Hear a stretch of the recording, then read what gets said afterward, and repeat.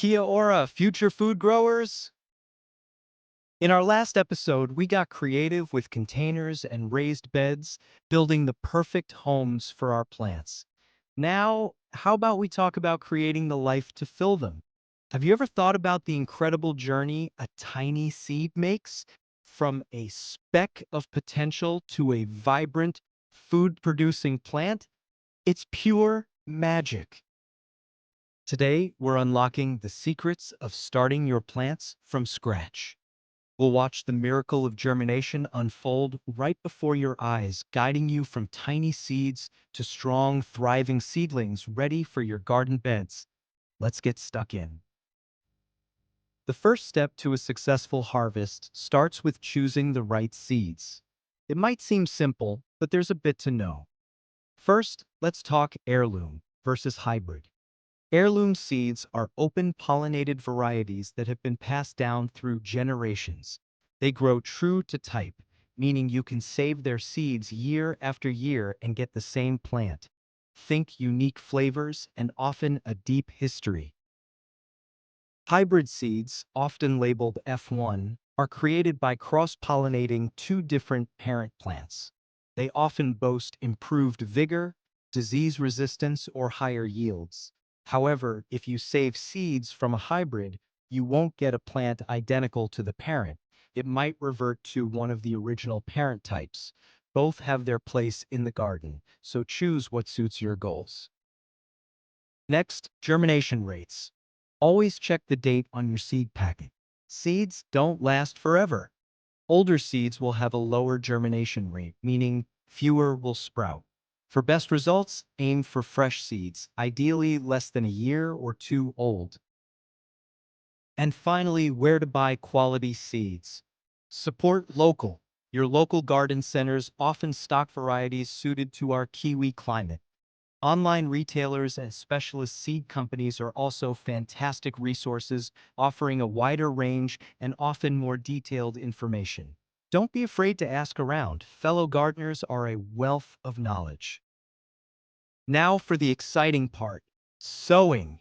We have two main approaches, starting seeds indoors or direct sowing outdoors.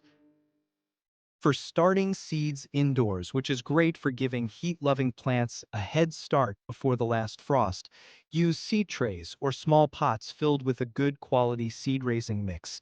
This mix is lighter and finer than potting mix, perfect for delicate seedlings. Planting depth. A good rule of thumb is to plant seeds at a depth 2 to 3 times their width. Tiny seeds just need to be barely covered, while larger ones can go a bit deeper. Light and warmth.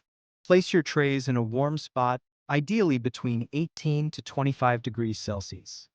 A sunny windowsill works, or for serious growers, a heat mat and grow lights make a big difference.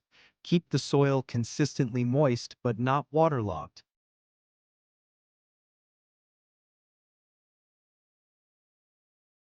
For direct sowing outdoors, which works well for many root vegetables and plants that dislike transplanting, prepare your soil. Ensure your garden bed is free of weeds and has finely raked soil. Sowing depth and spacing. Again, plant seeds 2 to 3 times their width deep.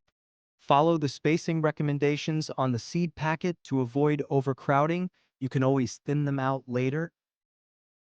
Water gently after sowing and keep the soil moist.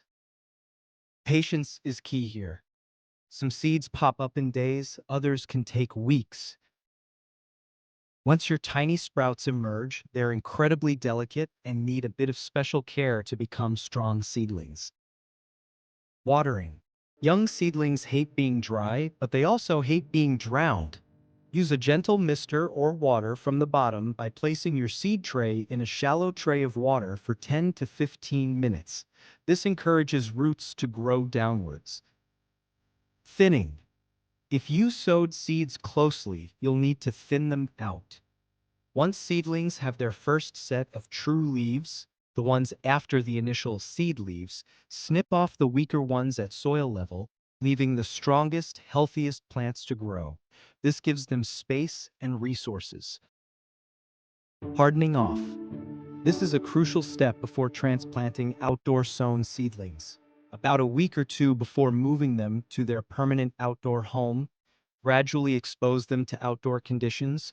Start with a few hours in a sheltered, shady spot, increasing their time outside and exposure to sun and wind each day. This toughens them up and prevents transplant shock.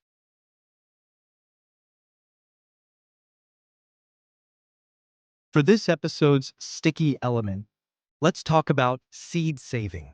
It's a fantastic way to become more self-sufficient and connect with your plants. A great place to start is with legumes like peas or beans. Wait until the pods are completely dry and brittle on the plant. They'll often be brown and crunchy.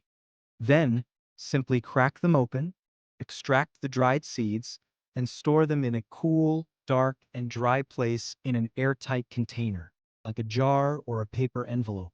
Label them with the plant type and the year, and you've got seeds for next season. How satisfying is that? Now you've got those little seedlings growing strong, but they're still babies. Keeping them happy and healthy requires ongoing care. Join us next time for Watering Wonders and Daily Plant Care, where we'll dive into the art of proper watering and essential plant TLC. If you found this episode helpful, hit that like button, share it with someone who dreams of growing their own kai, and subscribe so you don't miss a single delicious episode. Happy sprouting, and I'll see you next time. Kakite Ano.